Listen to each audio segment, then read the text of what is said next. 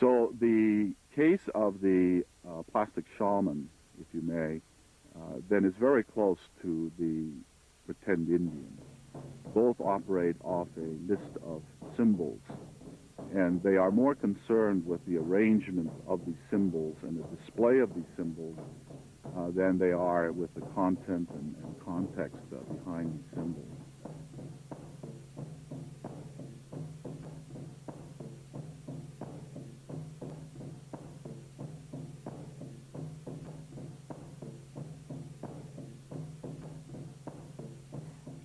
It's real important for us, for people to know that we're not white people trying to be Native American.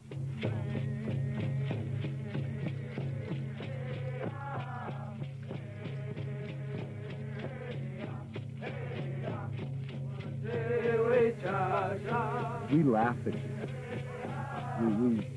We tolerate you and we laugh at you. I guess we're too polite to say get out of our face.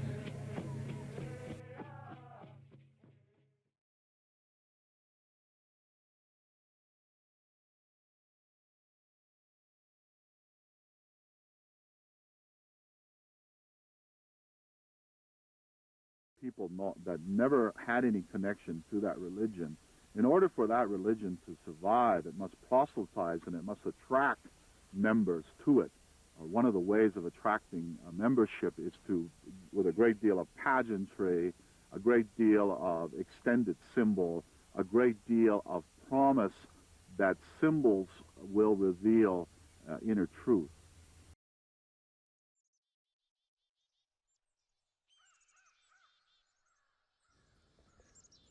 Are you the shaman who represents all of which you do not understand? You call them shamans, but they themselves wouldn't subject their identity on your colonial label. You are the stranger. You keep perpetuating the same rhetoric you claim to understand. Above and disconnected. You group them together, but do you care to learn their names?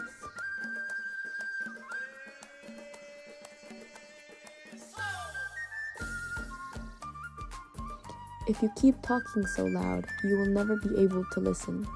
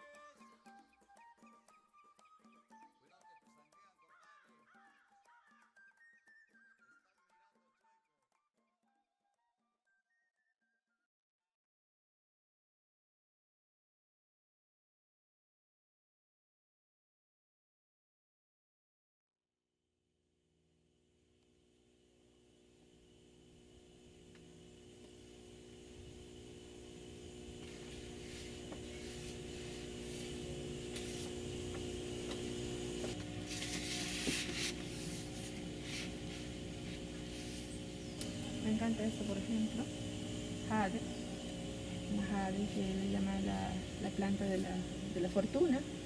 La gente cree en eso. Esto también, otra belleza. Cada uno tiene una cualidad diferente, sus necesidades también. Todos ustedes son una variedad de suculentas en sus diferentes formas. Acá yo les puedo mostrar a ustedes una flor de otra especie, porque por lo general ustedes como suculentas no tienen flores. Entonces digamos que la belleza en sí no está en las flores. A veces florecen muy pequeñitas que son casi insignificantes. Ustedes lo bello que tienen son las hojas, la forma, los colores de las hojas. me gustaría pues enseñarte o decirte que hay otras plantas, otra naturaleza diferente a la tuya, ¿no? De ese estado que tiene esta planta, va a seguir cumpliendo cierta función que siempre me ha llamado la atención, ¿no? O sea, no solo los vivos, sino también materia muerta. En este caso, en la materia muerta empiezan a emerger los hongos. Y los hongos ya vienen siendo materia viva, que nacen de una materia muerta, ¿no? Entonces me preguntaba cómo es posible que en medio de algo oscuro, perdido prácticamente, puede emerger algo tan bello, ¿no? Y siempre me preguntaba cuál es la función de este hongo. Primero yo pensaba y decía, ¿no? Vida después de la muerte.